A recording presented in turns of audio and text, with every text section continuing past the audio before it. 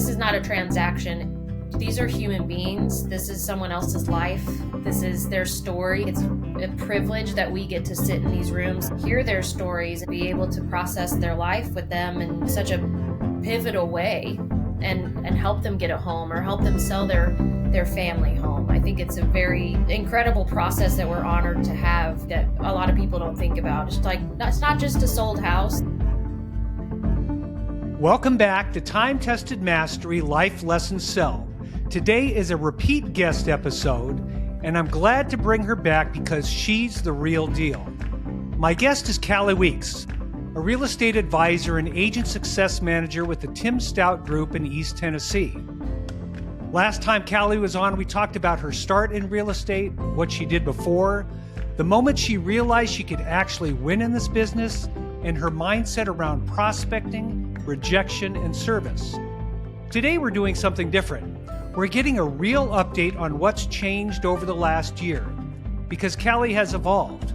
She's leaned harder into the luxury market, built deeper relationships with investors, focused more intentionally on wealth-building conversations, stepped further into mentoring and leading new agents, and she's been giving back in meaningful ways to her community.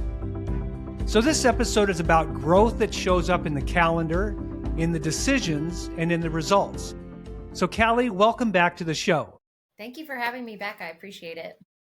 It's so exciting to come back because I know a little bit about what you've done over the past year, but I'd like for you to share with everyone else, sort of give an overview of the last year and talk about some of the major changes and things that you've gone into over the last year in your business. Where shall we start? Well, what do you think is the biggest change that you made over the past year? Definitely inner work, making sure that I am doing more affirmations about what I deserve.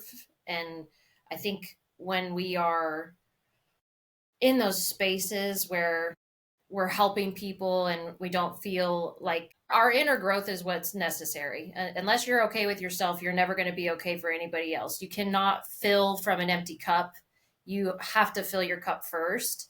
And I feel like I really neglected myself and couldn't fill into other places. I mean, I'm really good at my job. I'm really good at all the tasks, at everything that goes into it. But I feel like I could have done more. And now that I have done that, I've seen so much growth in my business and my leadership and everything that I'm doing that has made a huge difference. Whoa, well, that's a great start to talk about making a major change in a growth, because in order to do something new, you have to stop doing something that you have been doing in the past. And it sounds to me like you sort of changed over the way that you were talking with yourself and your mindset. Yeah. And I'm really big on mindset, especially with the people I work with. That's our number one thing is mindset, mindset, mindset. You got to be here. You can't be a salesperson. You can't believe you're a salesperson. You have to go into this with a specific mindset. And I feel like I wanted everybody else to win so bad that I sometimes neglected myself and my tasks because I had so much on my plate, especially in leadership. You have to focus on everybody else. But then when I neglected myself, I couldn't grow. I couldn't amplify my business. I couldn't amplify the things that I needed to prioritize in order to get to that point. So I think allowing people the rope and the tools and just say, here you go. Here, this is what's expected. This is what we're going to talk about. This is what we're going to train on. And then we're going to execute it. And that's it. And just allowing people to have more authority over the decisions that they were making, have more authority over the responsibilities that were theirs, that sometimes as leaders, we can try to kind of corral, like, hey, we could do it this way, but this way, I'll just do it. I think I had a problem with more control. So I found more of my leadership style. And I think there's 4 types of leadership. I think there's a promoter, a controller, an analyzer, and a supporter. And my analyzer and supporter were lower than my promoter and controller. So I had to go into the parts that weren't fully developed and make sure I focused on that, on my tonality, on my patience, on how I presented things, how we word things, especially when you're training. You have to say things the same thing different ways as many times as possible because everybody has to hear it. Just like in, I was homeschooled, so in public school, that's one teacher speaking to all of these different people, right?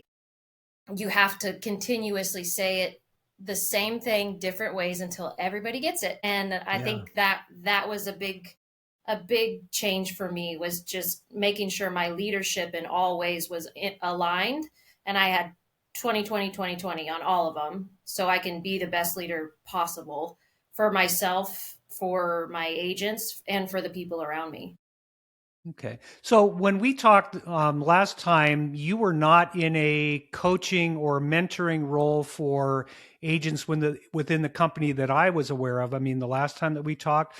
So when did you take on that responsibility? And what led up the decision to do that? It was in January of last year, so it's been a full year doing that. And it was constant conversations, especially with Matt and Tim and Ariel, just how we can change, how we can improve, what can we implement, what are we seeing that's not working, how do we shift that.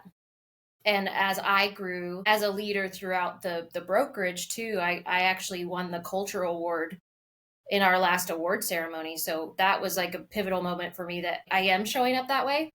Mm-hmm. And so Matt had decided, and Tim and Ariel, that this was a good space for me to be in and challenge people and implement what I've learned and be able to carry that into other people. So that's been really cool to watch people thrive and provide wisdom and extra resource, and be that anchor and the front person that they can come to for those decisions and the questions. So that's really amplified me as well, because I felt like I really, really wanted to be in that space. I really wanted to be in leadership. And sometimes when it's muted or it's toned down and I really don't have the space or responsibility, it was kind of, I don't think it was disheartening. It was just like, I really want to do this. And I think if I can, and I really have the responsibility, that I'll thrive in that space. And I think I have. So it's been really a really cool experience to be in leadership and implement everything I'm learning and everything I have learned, and watch other people thrive from that information. So when you start changing a role like that to where you're taking the things that you've done in order to be successful and you start sharing it with other people, I know internally how it feels to see somebody thrive, but I also Mhm. know that not everybody does thrive. Right. And I know that from being in leadership myself is that it is a completely different, it's a different skill set from operating your own sales business. It is a different skill set. So Yeah. what challenges did that create for you, and what were the steps that you took to grow into or to overcome those challenges? I think it was, again, making the decision from a leadership perspective that not everyone is made for this role and not everyone is made for this business. And sometimes we can do people a disservice when it comes to the point where we've said it so many different times, we've implemented it so many different times, and nothing's changing. So what is it that your goal is as the individual in this business? How do we get you from point A to point B? And are you doing yourself a disservice by just staying here because you feel like you're failing, because you're not. You took the test, you took the risk, you took the leap. And Hmm. sometimes that's all you need to do, just to see, we're always growing and learning something. We came from birth, we learned how to talk, we learned how to walk, we learned how to, any job that we went to, like a grocery store, we had to learn that operating system. Everything is a learning process, and some of those things are not a good fit. And at the end of the day, holding someone high, and accountability is the highest form of love, is if I'm not doing that for you and I'm allowing you to suffer in a space where I don't feel like this is a good fit for you, then I'm not doing my job as a leader. I'm not being honest and vulnerable with you and holding you as high as I possibly can, because I can see that it isn't working. So if it isn't, where do we go from there, and have to make that decision as a leader in our group? And that's tough sometimes, but I've seen it happen, and I've seen people thrive outside of it because they just wanted to force it all the time and not really Yeah. understand where their worth was, or if they didn't really feel like they deserved it. They didn't feel like they deserved the bigger picture. And sometimes that takes time. It took me a long time to figure that out for myself. Believe it or not, after 40 years, I've come to the conclusion that this is not an easy business. It really is not. It is not as, I mean, we hear so often that agents are overpaid and they don't do anything. And why would I pay you the commission that you're asking for when I get the Mm, same outcome with no matter what agent that I work with? And the reality is, after 40 years, I recognize that this business is not simple. It's not for everyone. Not everyone can do yeah. what you and I have done in the business, and what all people that are successful in the real estate sales business. So I would imagine that means that you've had to have some pretty tough conversations with people when they're not performing. Hmm.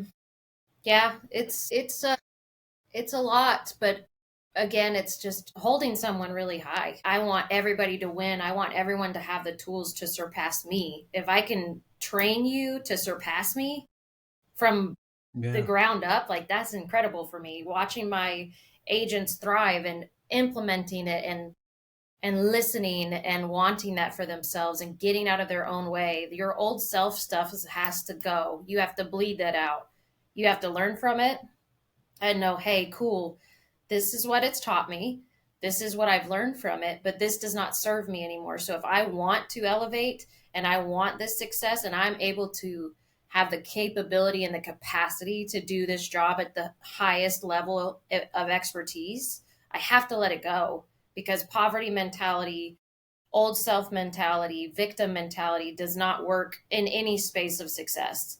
You got to learn from it and be like, I am humbled that this happened to me. I'm so glad that it brought me to the space that I'm at, but I have to let that go and I have to take the lesson and continue on because it cannot hold you there forever. You're in your own way when you allow that to happen. And once you stop allowing it to happen, your whole life will change. You just have to take the risk and see what Yeah. happens. Why not? It's hard. We talk about it all the time. Choose your hard. It's hard to Yeah. be rich. Yeah. It's hard to be poor. It's hard to try new things. It's hard to stay in the same old things as well. But yeah, you got Yeah. to choose it. You have to make that choice. Well, it sounds like a major theme from what I'm hearing from you is it reminds me of a story I heard, and I think it was Earl Nightingale that told the story about a farmer who was out in a pumpkin patch. He was out in the Mm, pumpkin patch and he was walking through the pumpkin patch one day and he saw a baby pumpkin and he stuck the baby pumpkin inside this 1 gallon water bottle. So he stuffed it in the neck of the 1 gallon water bottle and he walked away and he didn't think about it. And he came back 3, 4 months later and the pumpkin had grown and it had been grown in the perfect shape of the water bottle because it had been constrained by the glass of the water bottle in the field. So you have all these mm, round pumpkins all around, and then there's this one square one that's in a 1 gallon water bottle. I find mm. it fascinating is that, our mindsets quite often are the limiting factor for how Yeah. we are going to succeed going forward. So you spent time working on that in your own business this past year, and it sounds like you've been doing a lot of that with other people as well. Yeah. And that's, I mean, the conversations, especially with our team, we're very, very accountable. So I have that conversation up front. Like, here, you are a 1099 contractor, but our expectations in this room to be part of this team are these things. And we will hold you as high as you want us to and as much permission as you give us to hold you that high and what you want to change and what you want to be held accountable for, but at the end of the day these are expectations in this room because you are the average of the 5 people you spend your time with, and we can't continue to seesaw back and forth with that kind of thing. So I think making that model and that structure tight and asking those questions up front, like, I've laid it out here. So this is what it is. This is what our team is, and this is what it will get you if you put in the work. So I just want to make sure that you're acknowledging that and you're making that agreement with yourself before walking in here and starting this process because it won't be easy. And 3 to 4 months, you're probably not going to get paid, and it's going to be rough. And you're going to put yourself through a lot of trials and tribulations that you didn't know existed, and find out a lot about yourself when you're in vulnerable situations, especially financially. Yeah. If I you have if to. you can't handle that. Yeah. Well, I have to laugh. I had a conversation with a broker up in Wisconsin not too long ago. And when he was jumping into the real estate business, he asked a friend, what should I expect? And he said, well, expect to get your ass kicked for the first 2 years. That's what he was told, which I thought Yeah. was, if you can go into the business thinking, oh, if that's what's going to happen, I'm going to be able to handle it. Yeah, that's sort of what it takes. So I have to laugh at that. Yeah. The first 2 years are a lot. But it's necessary because that is tools in your tool belt for every single scenario afterwards. I am grateful for all the bad things. I'm grateful for every twist and turn that made me cry and freak out and not know if it was going to close. But now I have that and now I can pivot quickly. I know what that is. Cool. No big deal. We got it. This is the process. It's not a big deal. I got it. Like this happened before. It's going to happen again. Unfortunately, it happened right now, but we're going to get through this. So I'm grateful for the first 2 years, especially. That was a lot. That was a lot. Well, it's crazy. All these cliches that we hear, we think they're cliches. What doesn't kill you makes you stronger. Boy, isn't that the case when it comes to starting your real estate career? Yeah. Yeah. It's not Awesome. just opening doors, that's for sure. Well, let's switch subjects a little bit because I know one of the things that I really noticed here recently, well, not necessarily recently, but over the last year, watching some of the things that you're doing from afar, is that you made a strong pivot into working into the luxury real estate market. And so I think there's a lot of people that are listening to the podcast today that, have a market that they want to serve or a niche that they want to serve. What was your process like, and what would you share with somebody that has a target market that they're after? What would you advise them to do if they're going to go into a new market? You're going to have to say no to a lot of things. You're going to have to say no to opportunities, money, because you can't chase all the rabbits. You're going to have, if there's one thing I can tell you, make sure you know who your client is that you work best with. If you especially have been in the real estate market more than 3 years, you should know by now to audit who your ideal client is, what's the age group, what's their price point, what conversations do you have with them, how do you align with that person, and who do you work best with. And I've learned that that's who I work best with, and investors. So I've been in a lot of rooms with a lot of wealthier people, and that conversation was different. And I enjoy working with all kinds of clients, but that is my ideal. And I've learned to audit what is my highest and best use of time and who am I aligning with, that I can consistently work with more of those people. So if there's a client that you're working with that you're not necessarily happy with, who do you think is going to get referred from that person? Probably the same personality. You're going to have a repeat client of that same personality. So it's not worth it to sacrifice your patience or your consistent intentional attention to people if you have one bad seed and you are just trying to help, and that can bleed into everybody else. It can bleed into all of your other conversations. So I think you've actually talked to one of my clients here. I think you are going to buy one of his properties, and he's come back around full circle on a lot of stuff. And I just had to have a different conversation with him too, because he was very on the fence. And I said, hey, if this isn't a good fit, then I will support you in other ways, but can't continuously challenge every objection that you have about me. It's either you want me to do this or you don't, because I promise you, Right. I will do what is necessary. And I know your craft. I know what this house looks like. I know how you want to be served in the process and where your limitations are with agents. And at that point, you'll have to make that choice. Like I appreciate and respect your relationship outside of this, so I don't want to mess that up. And if somebody else is a better fit, I'm just telling you. So now at this point, he and I are on the same level of that, and I'll be listing some properties from him this year. So I think I just had to have a different mindset as well, because I might have not have been the average of 5 people that he wanted to be around either, or supporting him or representing him. So I had to figure out who I was and where I'm going and show up as that. because Okay. that could have been me the whole time anyway. You know what I mean? Well, and I think that brings up something that, I talk a lot about with people. And I know from, the time that I've spent with you, and you have always been a strong prospector. I Mm, mean, you may call me when we were, before, we got on the podcast today, you were talking about your schedule later in the day and that prospecting is a part of it. So you yeah. are prospecting a lot, just, for rough numbers, probably how many calls do you make in a week? Our minimum is 125, which is not a lot, but we're more concerned with KPI. So I want to make as many calls as possible in the week, but my KPI at this point, I can usually make about 20 calls and make 6 appointments. Mm-hmm. Some weeks I make 11 appointments. It depends on the time of day. It depends on the week, honestly. It and prospecting, block schedule, that is my entire life. If it's not in my calendar, it doesn't exist. And I know when it's best to call. I know when it's best for me to call, when I'm whatever, you know, situation I'm in that day, emotionally, physically, if I'm stressed out. I know I don't want to bleed that into my prospecting time. So I do put those in my calendar to intentionally do that and then just seek out what I want for the day.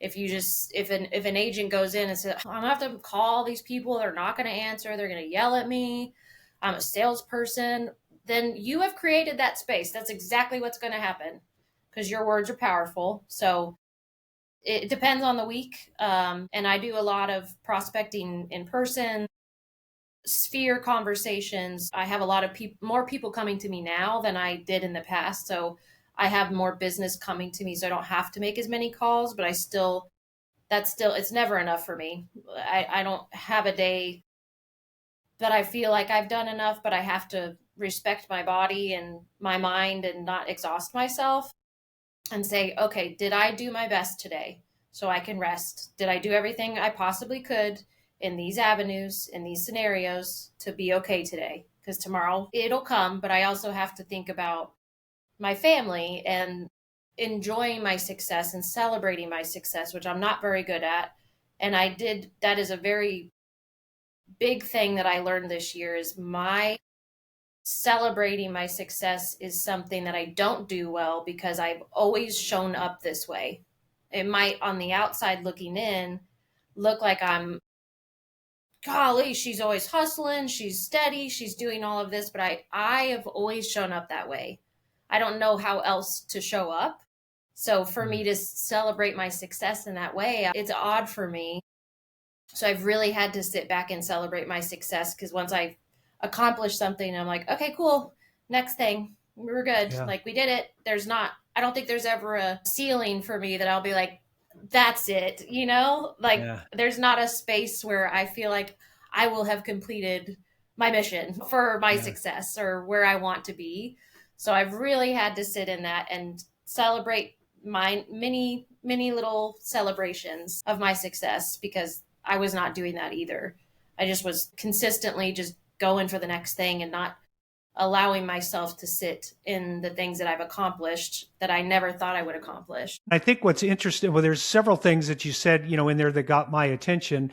One is that one of my strengths and one of the personality tests that I took was a maximizer, which means that I'm always looking to improve it and to maximize it and to perfect it. I mean, there's almost never a perfect system because you can always make it better. And Yes. one of the downsides of that is that, there's a lot of people out there that are saying, it's good enough. It's good enough, Mark. I'm tired of being pushed. It's good enough. So you and I are built the same way. I have a feeling with that maximizer push.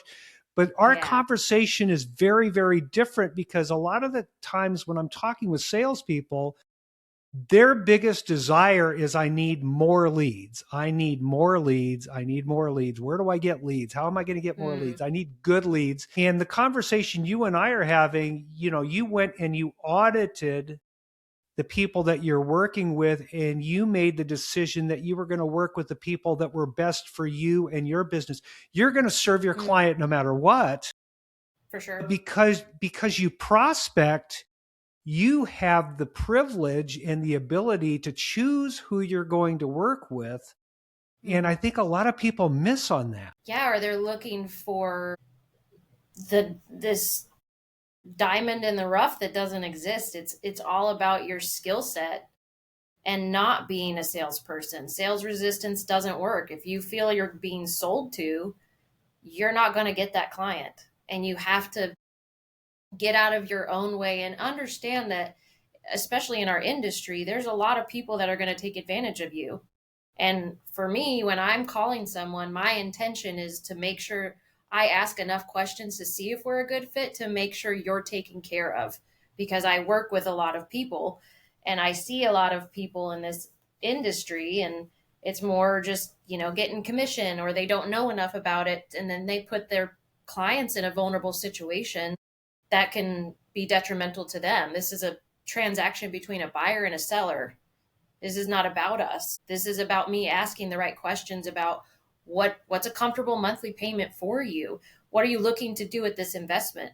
Why are you selling? I feel, in my personal opinion and my expertise, do I feel like this is a good move? I don't have enough information. So I need to gather that in order to give you my advice, because I am advising you. I've been through enough of these transactions to advise you to either do it or don't. And I don't get paid if I don't tell you that. I think intentionally talking to anyone that you're talking to, you have to eliminate whether or not you're a good fit. And you have to be okay with it, because at the end of the day, you might not be. And then that person's going to hate you anyways. And that's going to be an awful transaction for both of you. There's agents on my team that, like with Matt, some people would never work with me that work with Matt. And then some people would never work with Matt that work with me. So you have to understand who your people are and who your blue ocean is and who you're trying to capture, that you can provide the best service to, because you're aligned. If you're constantly combating each other, that's never going to end well for either party. Yeah. Well, I think the key message, and I want to make sure everybody hears this really clearly, is the key to being successful in this business is prospecting, because the more people that you talk with, the more opportunities that you have to win, the more control that you have over your business. The saddest conversation I have with people that are miserable in the real estate business are the people that don't prospect, and they're stuck with what's left over. They're stuck with what's left over. And that's really painful. If you take action and you don't give up, you'll never lose. Yeah. But you got to do it. You have to want it bad enough to push through it and take the action and do the work.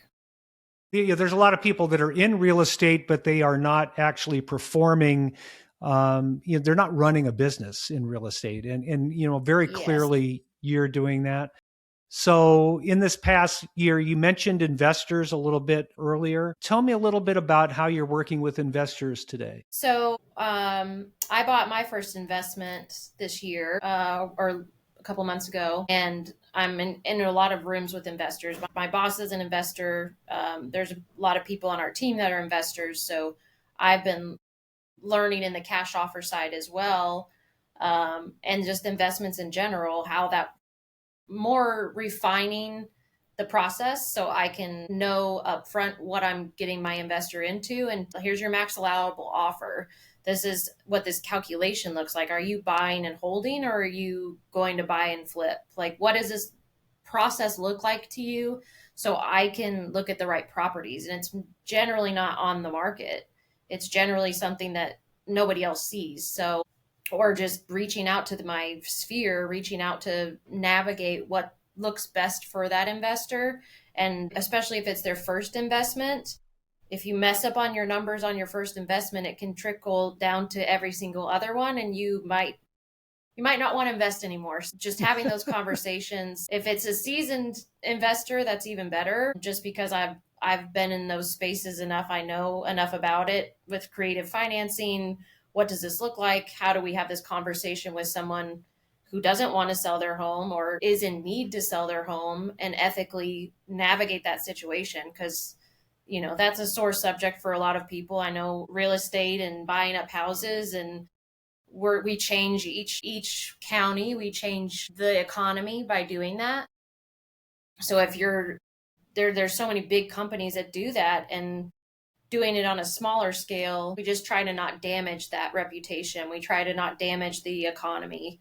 in our local Mm-hmm. economy by doing that. And real estate is the way to wealth. So if we can do that, that's a huge part of being a real estate agent. If you don't plan to invest in one way, shape, or form, then you shouldn't be in real estate. That is the goal, is to utilize this platform to invest in something to grow your wealth. Because now my Right. net worth is way more than it was 3 months ago. And that's insane. Like, just being able to frame that and look at it from a different perspective of, this investment is something that I now own, and this is part Mm-hmm. of my wealth and my net worth, and that I can carry on into other projects if I want to refinance and buy something else, or keep it and rent it. Have all these options for wealth for myself and my family, and to continue to put that into other things that grow my business and grow my wealth. So one of the things that I'll share with you, one of the things I'm not doing here in Northeast Tennessee is I'm not buying investment property here because I don't know the pitfalls in this market like you do. I was Mm, very comfortable in the marketplace that I was at, very similar to people that think that being in the real estate business is really easy and everybody's rich and mm, it's not a whole lot of work. I mean, it's really difficult to be in real estate and make a career out of it. It's not for everyone. But yeah. there's something that is very similar about investing is that people think, well, if I just make an investment that I'm going to win, and that's not true. Mm-mm. There are pitfalls out there where people will think, well, I'm going to be an investor, and they will go out and buy something and lose money. So can you Yeah. think of two or three common things that people make the mistake when they're buying within Northeast Tennessee that they should look out for? And if they are investing, obviously that's a good reason for them to call you to make sure that whatever they're investing in, is not something they're going to make one of those mistakes. I think under budgeting is a big thing. You have to budget for what you can see and what you can't see. You need to know your market. And if you don't have resources for contractors, electricians, you haven't built those relationships, it's going to cost you more anyway. Because if you have a steady contractor, you have a steady electrician, you've got a masonry, whatever that is, that's going to cost you more in the front end until you build those relationships and reputation that they want to work with you. So I think people have an idea like, I got a guy, and then it costs you way more than you think it's going to. Definitely your max allowable offer if you're trying to make money at the end of everything, because you don't understand and realize how much it costs to rehab something and then make your money back. It depends on how long you're holding that property. So there's a lot of factors that you need to look at initially, but you have to do it quickly. Successful people make decisions quickly and they figure it out later. If the numbers work, we got it. Cool. I'm going to tack on 20 grand right here because I don't know what this looks like, but I need to get my foot in the door. I need to get this contract. So that's a big thing. If you're ready to make that leap, Mm-hmm. you need to make sure that you have resources for cash. And if you don't, you need to make sure that you find a hard cash lender, someone that you have the opportunity to at least go in and get more if you need to, as long as your numbers still work. But I think that's a big pitfall, is how much it costs, and not identifying that thoroughly up front, what it's going to take. And if you haven't bought a house before and you haven't gone through an inspection, you need someone to thoroughly look at it and be honest with you about it and how much that's going to cost you. Right, right. Yeah, so and that basically identifies all the reasons why I was successful in my old market, and why I've hesitated to get involved with this market, is that you have to really know the values. You have to know the value of what you're Mm, buying when it's fixed up.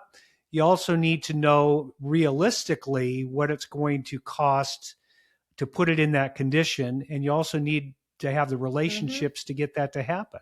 So that's really good advice. That's a good portion of your business. I think you mentioned that there's 40 or 50 transactions a year that you're doing on average now within your group. Yeah, I think last year, I think I was shy of 35, and I volumed 9 million last year. But I did double my business last year, just with connections and everything. That was my best year in real estate, was last year. So in the worst market that we had, I did the best. I thrived the most. And I think it's just because there was so many people leaving as well. I think we had 1 million agents leave the market, or the market, right? Like the real estate industry in the past 5 years, a million agents. That's a lot. That's a lot of people that aren't in our market anymore. In a local market, I think we lost 1,500, which is a lot of people in the East Tennessee region. So I think that it consistently, you see who's performing and who isn't. And it's rough for people that get into the industry because then they're not trusted. And even if their cousin or their dad helps them, it's like, I don't have enough information to help you. So I think especially in our group, we train you up. We have 90 days of very intense training and tonality and how you prospect. How do you ask these questions? How do you go into this marketplace as someone who has value to provide this service to someone? Because you got to know what you're talking about. We do role plays. We go into vacant houses. I'm the buyer. You're the agent. Tell me how this would play out for you. And then that gets them into that mindset like, oh, I don't know what I'm talking about. I need help. Yeah. But it's all about practice and going in the trenches and figuring it out. And that's a great question. I'll figure it out, but you have to hold value in these spaces as an agent. It's very important. A lot of people just think you open doors and you go look and this is the kitchen and the bedroom and no, I'm not an inspector, don't sue me, but that looks like a leak. That could be a structural crack. Let's go into the basement. There is water intrusion or prior water intrusion that happened down here. So we need to probably check on that. The gutters probably got fixed. Ah, cool. Let's go outside. Yep, French drains. Knew it. They probably fixed it at this point. I don't see it currently. Not an inspector, don't sue me, but let's get an inspection done. Let's make sure that that's taken care of. Like identifying things so you can be an advisor for people, not an inspector, but I've seen enough inspections that I know a lot of things that are wrong with houses. So yeah, I think there's the question that I had for you is, what disciplines are you teaching your people in their first 90 days that is sort of the minimum standards if they want to be successful? What are the disciplines that they need to be doing every day? Block scheduling, identifying your contract with yourself, like who are you as a person and who do you want to become so you can consistently show up as that person. Old self needs to die. So really identifying what is not serving you. I prefer an audit of every 15 minutes of what you're doing with your day to see if you're busy or if you're working. Because I think everyone really feels like they're super busy in the world and society. But if you really break it down to your 15 minutes, every 15 minutes, you can see what time am I wasting that I could be prospecting. And it's really being in your own way because it's very daunting to get on the phone with a stranger, have them yell at you, not know what you're talking about. But you got to take those steps, like repetition. Action is very necessary, and asking questions. I'm like, I don't care what question you're asking. I would prefer new questions if we're asking the same question. But if you're not understanding it, let's sit together and let's figure it out. Are you a visual learner or are you audible? How do you learn so I can teach you that? So I think there's core things that we need them to do. We need them to prospect. We need them to be part of our trainings. The training is where it's at. We have elite training. We have coaches that we have access to that are part of the 1% that train thousands and thousands of agents that have been super successful. David Kesey's one of our coaches, and he's been my coach since I started, and I could not thank him enough for his time and his vulnerability and his honesty in the rooms that we get to sit in every Tuesday. We have coaching. So Monday, Tuesday, Friday coaching, and then I do individual classes with them as well. So there's no lack of training, and it's not really mandatory. It's just optional. But then that serves as how you're showing up and your accountability to yourself to grow.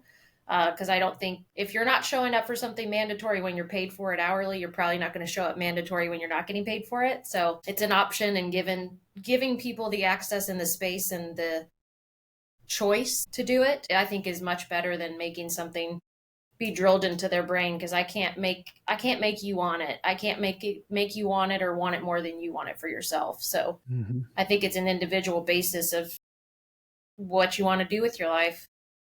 Yeah. Well, there's 3 strikes that I'm thinking of for the salesperson in real estate that fails. They don't know what to say. They don't know what to do, and they fake it like they do know what to say, and they do know what to do. Those are the 3 strikes that create failure. And it sounds like the environment that you're in and the mindset and everything that's going on with your team is exactly the opposite of that.